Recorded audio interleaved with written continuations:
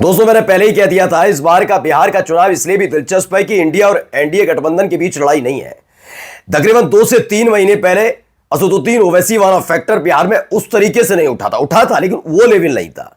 2 महीने में असदुद्दीन ओवैसी ने कुछ ऐसा कर दिया है कि इंडिया गठबंधन वाले भी बेचैन है और एनडीए वाले भी। बीजेपी बेचैन है, कांग्रेस बेचैन है, आरजेडी से लेकर जनता दल यूनाइटेड और चिराग पासवान तक बेचैन है।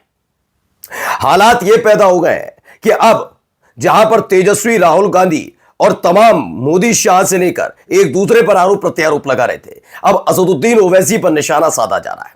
आप ही तो कहते हो कि असदुद्दीन ओवैसी का कोई जनाधार बिहार में नहीं है, तो अपना वक्त जाया क्यों कर रहे हो असदुद्दीन ओवैसी पर? दरअसल इसलिए क्योंकि असदुद्दीन ओवैसी ने जो समीकरण तैयार किया और खड़ा किया है, उसने कांग्रेस, आरजेडी, जेडीयू, चिराग पासवान की पार्टी के साथ साथ बीजेपी को भी बेचैन किया है।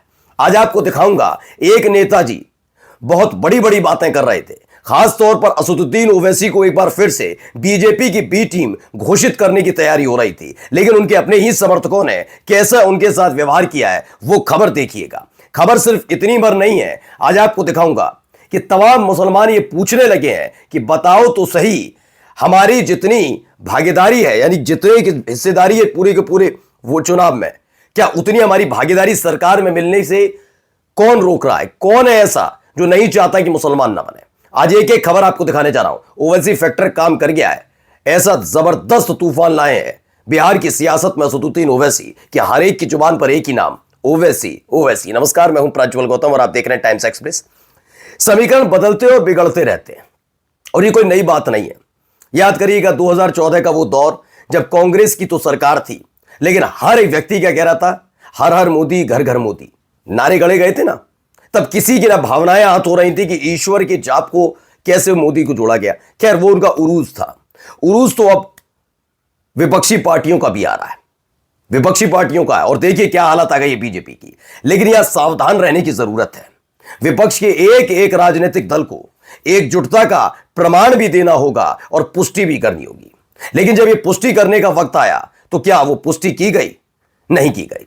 असदुद्दीन ओवैसी ने तो पहले ही क्लियर कर दिया कि हम पूरी दुनिया और देश को बताएंगे, इस देश के एक एक मुसलमान को दिखाएंगे कि जाओ, जाकर देखो कि यह बात नहीं कि हम नहीं गए थे, हम नहीं चाहते थे, हम तो चाहते थे। सीट मात्र चाहते थे 6, और इन 6 सीटों पर में से 5 सीटें ऐसी थी जिस पर हमने अपनी ताकत दिखाई थी। हम पिछली बार जीते थे। 1 सीट ज्यादा मांग रहे थे, लेकिन नहीं, आरजेडी ने अपने दरवाजे नहीं खोले, इंडिया गठबंधन ने अपने दरवाजे नहीं खोले। और यकीन मानकर चलिए, इसमें सिर्फ आरजेडी, लालू प्रसाद यादव और तेजस्वी यादव का दोष नहीं है कि एआईएमआईएम को वो गठबंधन में साथ नहीं लाए। इसमें सारी गलती कांग्रेस की भी है, इसमें गलती इंडिया गठबंधन में शामिल कई राजनीतिक दलों की भी है, क्योंकि कोई भी गठबंधन में शामिल होने के लिए सिर्फ एक राजनीतिक दल फायदा नहीं उठा सकता। वो बात अलग है। एआईएमआईएम के प्रदेश अध्यक्ष आरजेडी के पास गए थे, इसलिए गए थे आरजेडी के पास क्योंकि अगर देखा जाए महागठबंधन में सबसे बड़ी पार्टी इस समय आरजेडी है। अब आगे जाकर अगर चुनाव का परिणाम कुछ और आता है तो हो सकता है ये कह दें कांग्रेस वाले या इंडिया गठबंधन, महागठबंधन में शामिल कई राजनीतिक दल कि आप आरजेडी के पास गए, हमारे पास आते तो हम स्वीकार करते। कह सकते हैं, याद रखिएगा मेरी बात को नोट। लेकिन कहानी ये नहीं है। आज दिखाऊंगा कांग्रेस के नेताजी कैसे परेशान है, ये साबित करने पर तुले हैं कि असदुद्दीन ओवैसी बीजेपी की बी पार्टी है। पहले ये देखिए, सुनिए। हमको तो 12 घंटा में जेट प्लस मिल जाए, थोड़ा सा दोगलाई करेंगे तो जेट प्लस मिल जाए। कहा एक दिन कि भैया ओबीसी साहब, आप मेरे भाई हो, मैं आपका सम्मान करता हूं। मुख्तार अंसारी को मरवा दिया गया, अफजाल को मरवा दिया गया, साबुद्दीन को मरवा दिया गया, और अब मरवाने ही वाले थे हमारे रामपुर के राजा को। सबको मरवा दिया गया, आप ही को जेट प्लस कैसे मिल गया? अब आप समझ रहे हैं ये कौन है पप्पू यादव? पहले तो मैं इनकी कहानी थोड़ी सी आपको बता दूंगा। देखिए, आरोप प्रत्यारोप लगने चाहिए, चूंकि अब वो दूसरा मोर्चा बना हुआ है तो आरोप प्रत्यारोप लगने चाहिए। लेकिन मुसलमानों के सामने जाते ही ये शहाबुद्दीन भी याद आ गए, इन्हें याद आने लगे आजम खान भी, इन्हें मुख्तार अंसारी से लेकर तमाम जगह जगह बातें इन्हें याद आने लगी। और अब कहने लगे आप ही को क्यों मिला, आपको क्यों मिला। इनका कहने का मतलब है कि बीजेपी की बी टीम के तौर पर काम, जो आरोप ये विपक्ष हमेशा लगाता है, लेकिन इनके कई एजेंडे को फ्लॉप पहले ही असदुद्दीन ओवैसी ने कर दिया था।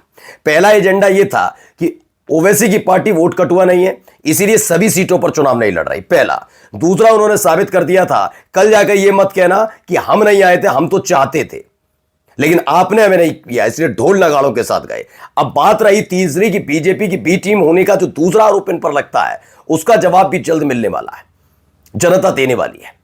अब पप्पू यादव अभी तक याद नहीं कर रहे थे, पप्पू यादव वो हैं जो निर्दलीय लोकसभा चुनाव जीतते हैं, कांग्रेस में बाद में शामिल होते हैं, ये आरजेडी पर हमलावर नजर आते हैं अमूमन। आप देखिएगा, यही नहीं इनके आगे की कहानी यह है कि जब इनके संसदीय क्षेत्र में पहुंचते हैं नरेंद्र मोदी साहब, तो नरेंद्र मोदी साहब के साथ मंच पर मौजूद रहते हैं, जो प्रोटोकॉल के हिसाब से ठीक है, लेकिन प्रोटोकॉल में हंसी ठट्टा करना जरूरी नहीं है। आप हंसी ठट्टा कर रहे थे, मौज मस्ती और मजाक चल रही थी, यानी बहुत नॉर्मलाइज होकर काम कर रहे थे।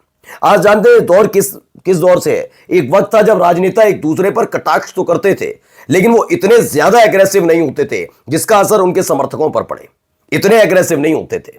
आप जाकर देख लीजिए, पुरानी डिबेट संसद से लेकर मंच पर हर जगह देख लीजिए। लेकिन आज नेता वही कहलाएगा जो अगर वैसी ही विषैली भाषा शैली के साथ अपने प्रतिद्वंदी पर हमलावर है और उसके समर्थक उसके फॉलो करते हुए विपक्षी पार्टी के समर्थकों और उनकी पार्टी में हमलावर है, तो उनका सम्मान करे। मंच पर जाकर हंसी ठट्टा करना जरूरी नहीं है। तो पप्पू यादव ये कर रहे थे, इसके फौरन ही बाद कुछ हुआ। वहां पर क्या हुआ जरा सुनिए, कैसे इनके ही समर्थक ने इनको घेर लिया, सुनिए। कुर्ता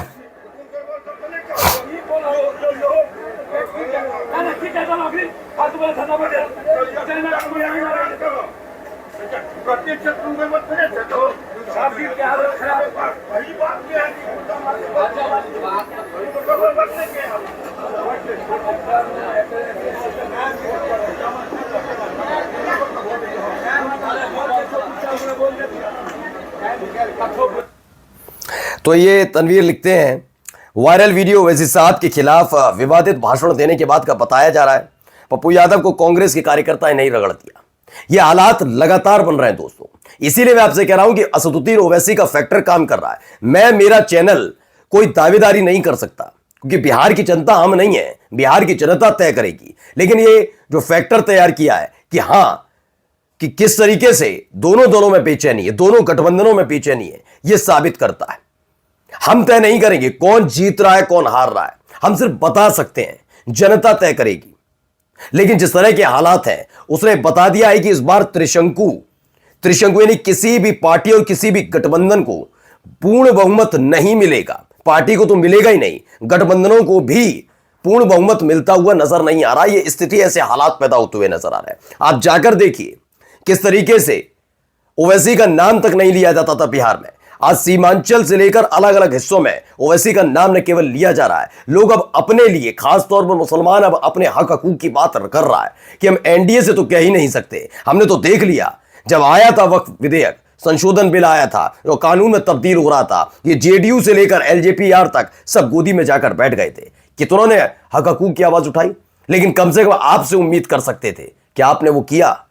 आपने तो मुकेश सैनी से दोस्ती निभाई, आप तो पिछड़ों के नेता बने, क्या आपने मुसलमानों के बारे में सोचा? यही एक वजह है जिसके चलते आप देखिए हालत खराब हो रखी है। नमस्कार।